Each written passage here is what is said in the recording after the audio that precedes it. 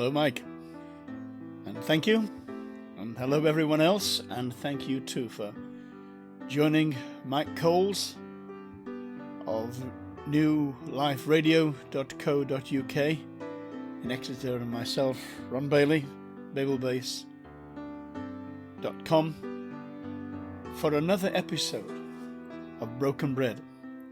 And tonight it's study number 16, the making of a covenant. We're doing a study series on the book, The Better Covenant, that I wrote some years ago. And this is where we are up until this particular time.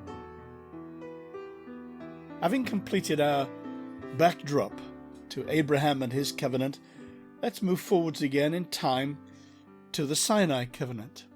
We've said that the Sinai Covenant was added or placed by the side of the Abraham Covenant. So it appears that on occasion covenants can sometimes operate side by side. At times, in fact, several covenants can operate side by side. So let's be sure that we don't confuse the covenants. The purpose of the Sinai Covenant.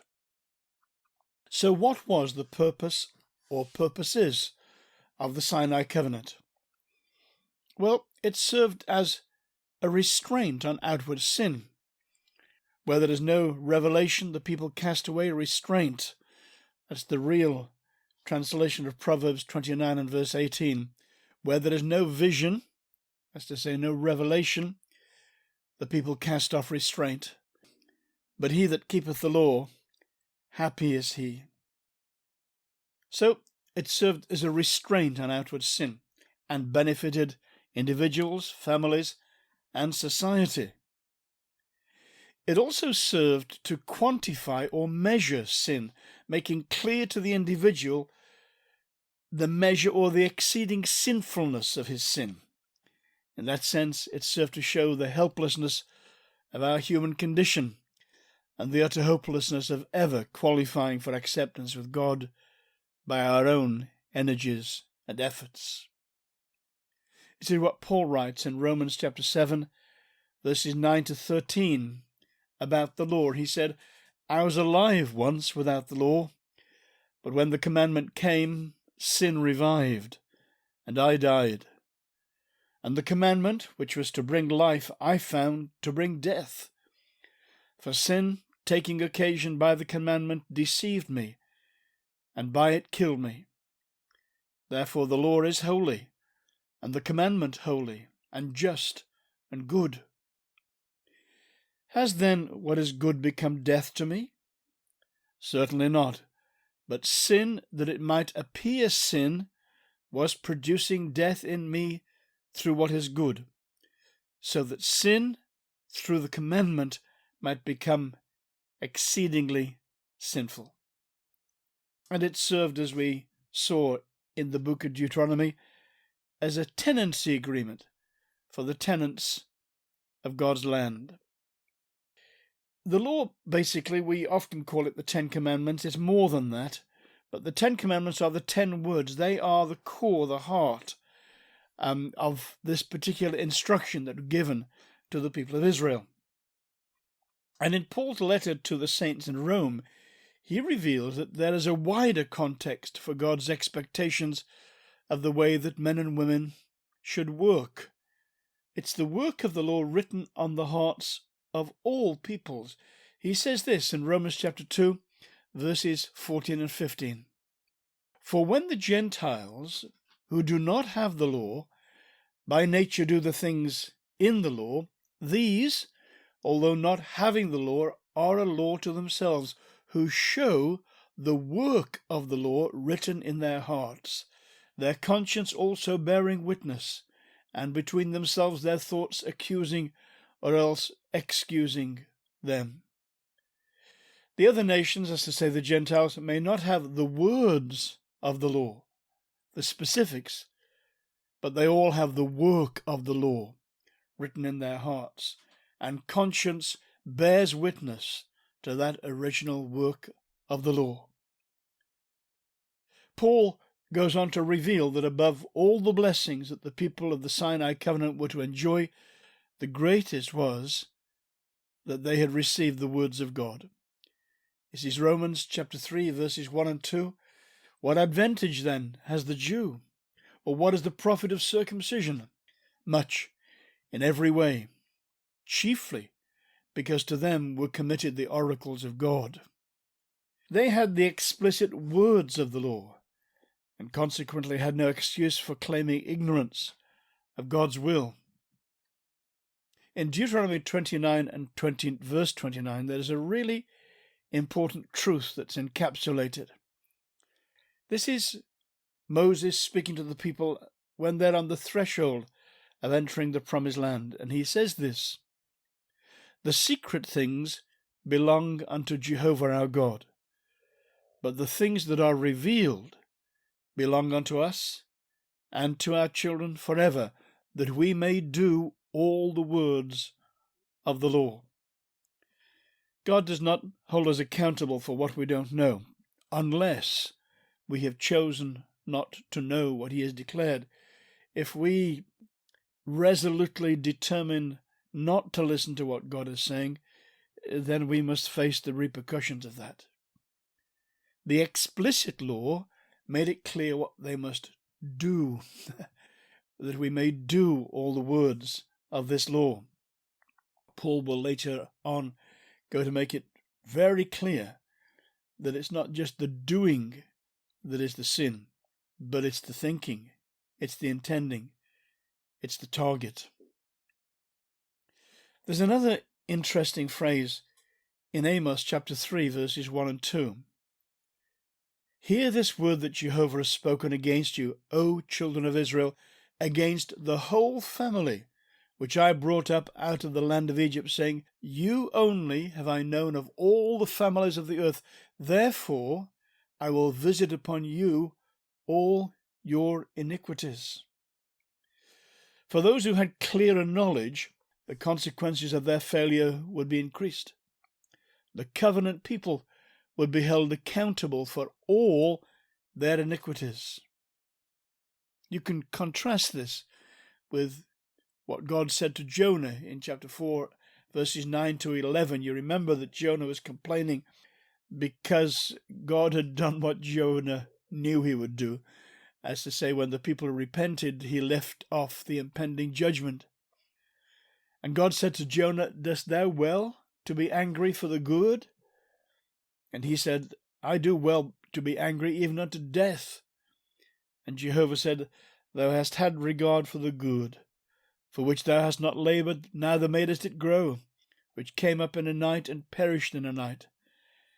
And should not I have regard for Nineveh, that great city, wherein are more than 6,000 persons that cannot discern between their right hand and their left, and also much cattle?" You can see that God is conscious of what we are conscious of. He knows what we know. He knows what he has said to us and how we've responded to it. The word in the city of Nineveh, more than 6,000. What's that? That's 1.2 million, I think. You can tell me if I'm wrong. That cannot discern between their right hand and their left. There are some who had not grown to the stage of personal accountability. They were still learning things. They didn't know the right from the left. The clearer knowledge of God then and his will was to be a greater blessing for the people of Israel and a greater burden. I mentioned that the conscience bears witness.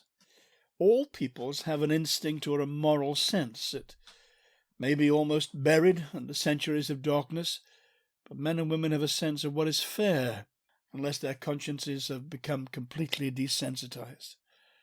They know how people ought to behave towards them, and consequently they know how they ought to behave towards others. Individuals may make brave or foolish claims that they are without law and therefore free, but at heart we all know this isn't true. This is going to be a unique covenant, and it will take place in a unique setting. Let's ask some questions then. Do you remember Way back in the first study, I think, I made reference to Wycliffe and his questions. He said that when you turn to the scriptures and you read them, you need to be asking questions. To whom was this said? By whom was it said? In one context, etc. And we have kind of coined our little phrase, context, context, context. Now, God is going to describe the context of this Sinai covenant with great precision. It was given to a specific group of people. It wasn't scattered into the public domain. Exodus chapter 20, verses 1 to 7. And God spake all these words, saying, I am Jehovah thy God, who brought thee out of the land of Egypt. Now, this is very specific. He's referring to people that he brought out of the land of Egypt, out of the hand of bondage. And he says to that people, Thou shalt have no other gods before me. Thou shalt not make unto thee a graven image, nor any likeness of anything that is in heaven above, or that is in the earth beneath, or that is in the water under the earth. Thou shalt not bow down thyself unto them, nor serve them. For I, Jehovah, thy God, is going to become exclusively the God of this people. For I, Jehovah, thy God, am a jealous God, visiting the iniquity of the fathers upon the children, upon the third and upon the fourth generation of them that hate me, and showing loving kindness unto thousands of them that love me, and keep my commandments.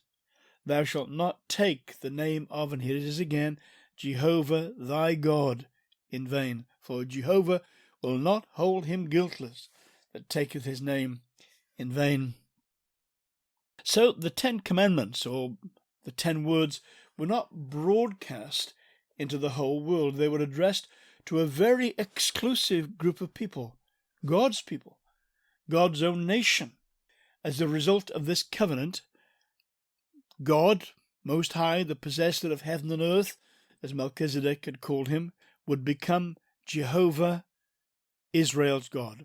That's the little phrase that so often in the Bibles we just see Lord God of Israel, and we read it so easily and we don't recognize the significance of it.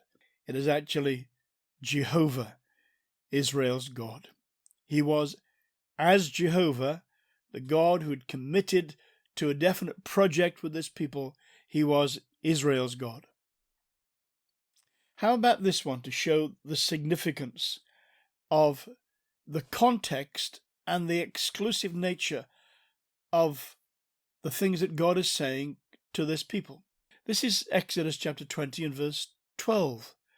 Honour thy father and thy mother, that thy days may be long in the land which Jehovah thy God giveth thee. In its precise terms, this could only ever apply to the people of Israel. What do I mean? Well, it's a promise about the land that God is going to give to them. It's a promise that Jehovah, the God of Israel, is going to give to the people of Israel, that they may be in the land that we now often call Israel.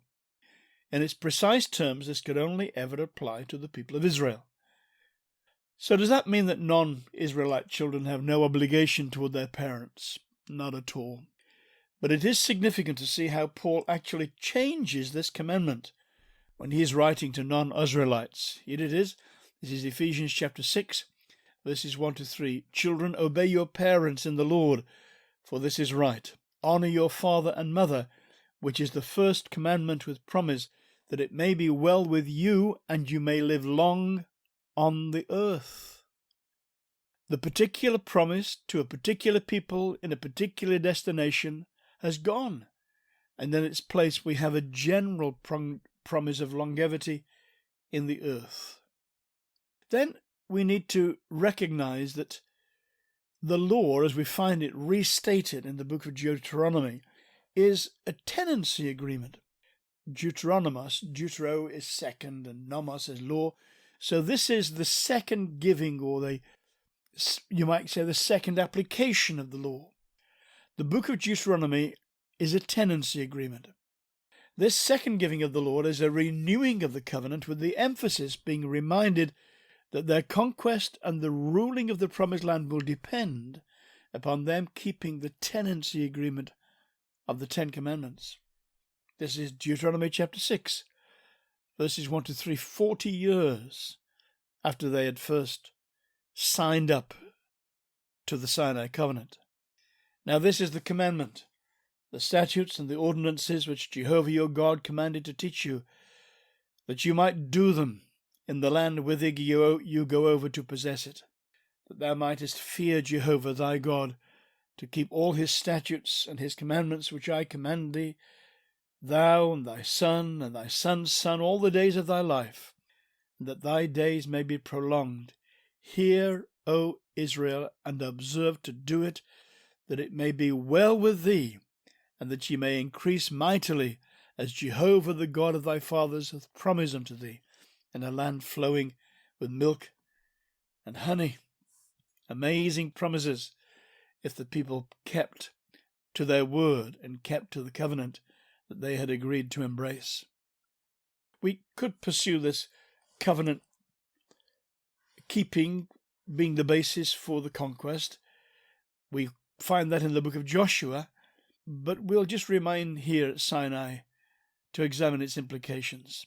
This Sinai covenant is what we've called already a classical conditional covenant. Moses the deliverer now becomes Moses the mediator of a covenant between God and the people who have been redeemed from the bondage of Egypt. He's this little trio of statements that we've said so often. God brought them out, then he brought them to himself at Sinai, and conditional upon their covenant keeping, he would bring them into the promised land. He brought them out, he brought them to himself, he was going to bring them to a promised land. And in fact, each one is conditional on the one before it. God brought them out so that he could bring them to himself. He brought them to himself to engage in a covenant with them so that he could bring them into the promised land. So the scene is set. This is Exodus chapter 19, now verses 3 to 6. I love this little few sentences here.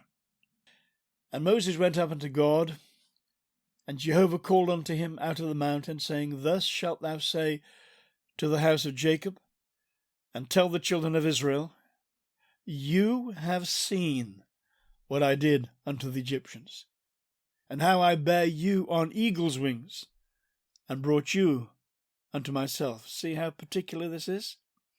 Now therefore, if you will obey my voice indeed, and keep my covenant, then you shall be mine own possession from among all peoples, for all the earth is mine.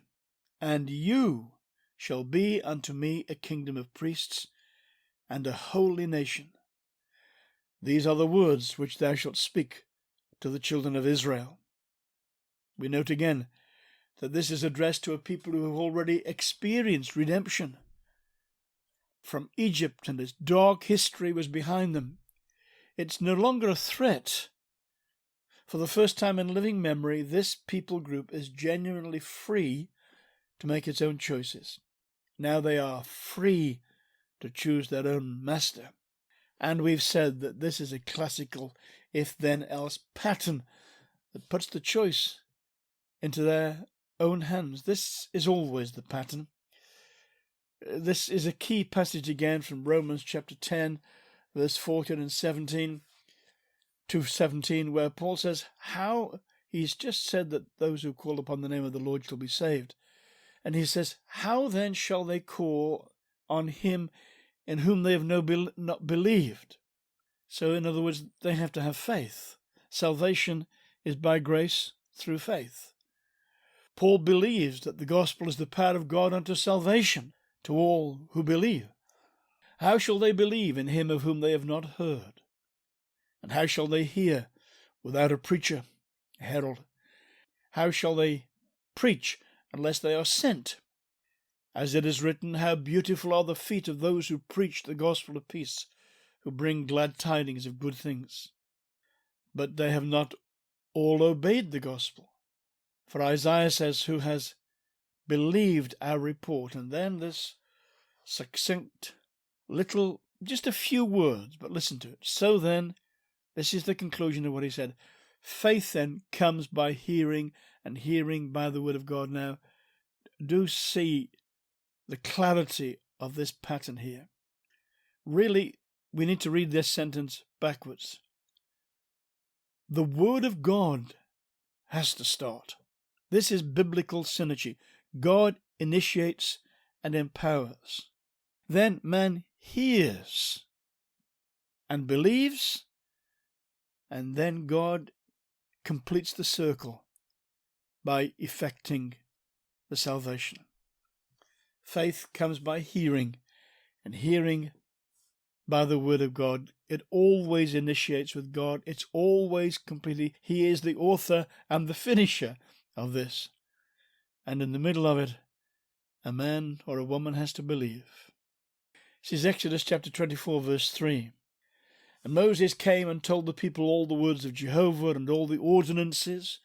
And all the people answered with one voice and said, all the words which Jehovah has spoken will we do. At this response, Moses then creates a handwritten copy of the covenant and its demands. It will be one of two copies of the law.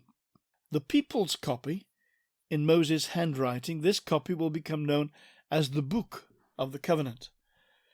And then there's God's copy written in stone with the finger of God. And then there's a curious interlude that I'm calling the people, the book, and the altar. Moses himself creates a simple altar and erects 12 stone pillars to represent the 12 tribes of Israel. 12 individual representatives joined in an unbroken circle of service at the altar that Moses has built. First, Moses instructs the young men to conduct a whole burnt offering and a peace offering, forms of offerings that were much older than the Sinai Covenant. Then the blood from the sacrifices is caught in a basin, and Moses himself sprinkles half of it on the altar and its burning sacrifices. Then he takes up the people's copy that he himself has written, the book of the covenant, and he reads it to the assembled crowds. For the third time, the enthusiasm of the people is expressed in a unanimous assent to the terms of the covenant. And then Moses himself now sprinkles the remainder of the blood onto the people themselves. And, according to the epistle of Hebrews, is the detail that is added in Hebrews. You won't find this in Exodus. For when Moses had spoken every precept to all the people, according to the law, he took the blood of calves and goats with water and scarlet wool and hyssop, and sprinkled both the book itself and all the people, saying, this is the blood of the covenant which God has commanded you. So, the blood is sprinkled upon the altar, and upon the people, and upon the book, binding all three together inseparably. The only memorial left behind when the people of Israel moved away from Sinai was just the remains of this altar. It's a sobering reflection that if we had visited this spot a year later, the only evidence of the extraordinary happenings there would have been a rough altar with its 12 sentinel stone pillars, a silent testament to the fact that at this moment in history, in this place, this people became inseparably linked with the worship and service of God and to a sacred text. They became, my phrase, a Bible-based people. What was the outcome of this ritual? Well, according to the terms that God had instituted, this motley crew of refugees had now become a nation. God's nation. This is Exodus 19, verses 5 and 6. Now, therefore, if ye will obey my voice indeed and keep my covenant, then ye shall be mine own possession from among all peoples. For all the earth is mine, and ye shall be unto me a kingdom of priests and a holy nation. These are the words which thou shalt speak unto the children of Israel. The original Hebrew word for holy meant something separated to a particular purpose. Although all the nations of the earth owe allegiance to God, this nation had become uniquely and exclusively God's kingdom. In this nation, God's kingly rule would be worked out. From this moment on, and as long as this covenant might last, God and this people would belong to each other exclusively for a purpose. And then the Bible regards this Sinai covenant as a marriage covenant. This is the prophet Ezekiel describing this moment, the Sinai moment, in the terms of a marriage contract. This is Ezekiel chapter 16 and verse 8, a very moving passage, particularly when you get to the latter half of it, and you see the glorious destiny and the tragedy that followed. Now when I passed by thee, I looked upon thee. Behold, thy time was the time of love, and I spread my skirt over thee, and covered thy nakedness. Yea, I swear unto thee, and entered into a covenant with thee, saith the Lord Jehovah, and thou becamest mine. This was the moment when the nation became the bride of Jehovah, and God never forgot these moments, although this marriage was to have a stormy history. Later on, not much later, but sometime later, Jeremiah in chapter 2 and verses 2 and 3 has this same picture in his mind, and he says, Go and cry in the ears of Jerusalem, saying, Thus saith Jehovah, I remember for thee the kindness of thy youth, the love of thine espousals, how thou wentest after me in the wilderness in a land that was not sown. Israel was holiness unto Jehovah, entirely separated unto him, the first fruits of his increase. All that devour him shall be held guilty, evil shall come upon them, saith Jehovah. It was Jeremiah who saw that first covenant as a betrothal and marriage, who later expressed the promised hope of another covenant against the backdrop of Israel's terrible failure.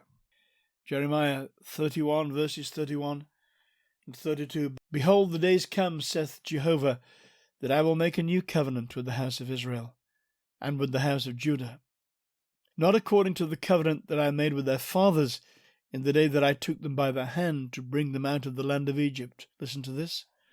Which my covenant they broke, although I was a husband unto them, says Jehovah. From the moment of this Sinai covenant, Israel's spiritual promiscuity would be called adultery by her prophets, and it becomes one of the great parables in which God declares his faithful love and his people's persistent faithlessness.